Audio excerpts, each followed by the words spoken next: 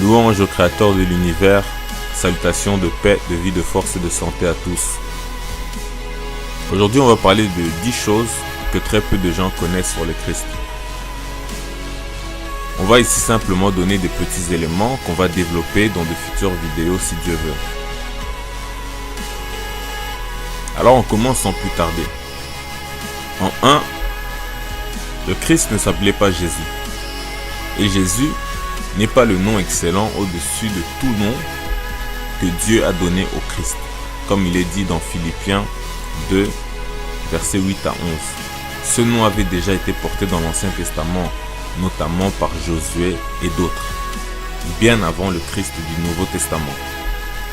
Aussi le nom de Jésus ne peut être celui qui sauve, comme il est dit dans Actes 4, versets 11 à 12. Or, le vrai Christ a reçu des noms, des hommages et des titres qui le distinguaient de tous les hommes et que nul n'a jamais pu porter en dehors de lui, seul. En 2, le Christ n'est pas Dieu. Christ fait un avec le Père, mais aussi un avec les croyants. Jean chapitre 17, versets 20 à 22. Donc si on admet que Christ est Dieu parce qu'il est un avec le Père, alors les croyants sont aussi Dieu car ils sont un ou seront un avec le Christ. Cela n'a donc pas de sens. En 3, accepter Christ comme son Seigneur et Sauveur ne sauve pas gratuitement. C'est même une doctrine, une hérésie qui est opposée à la Bible. Donc c'est un piège du diable pour vous assurer que vous êtes sauvés alors que vous ne cherchez pas à abandonner vos péchés car vous croyez être déjà sauvés. Et surtout, c'est pour vous tromper concernant les faux pasteurs qui font des miracles au nom de Jésus-Christ alors que le Christ ne les connaît pas et Jésus n'est même pas son nom.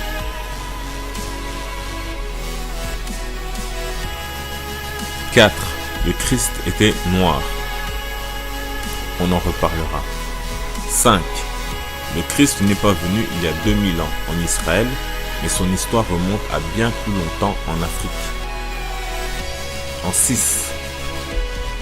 Le vêtement blanc dans lesquels on représente généralement le faux Christ, blanc, sont les vêtements blancs typiques du Christ que les Africains noirs des temps anciens connaissaient.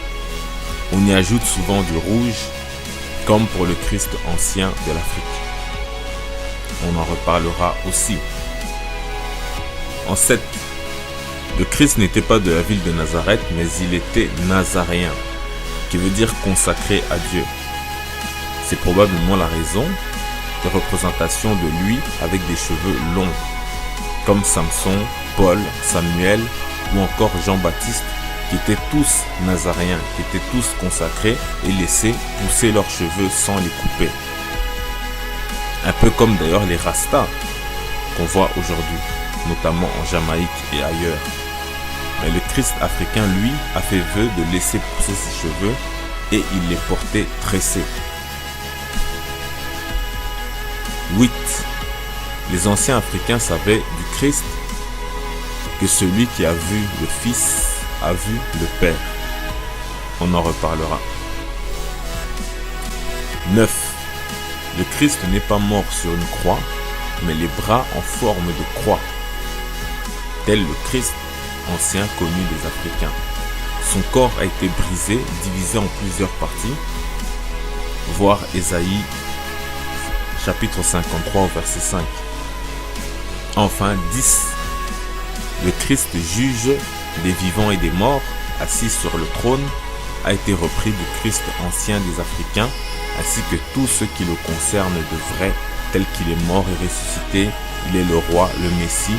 Il reviendra combattre et vaincre Satan qui a usurpé son trône et son pouvoir sur la terre. Et etc.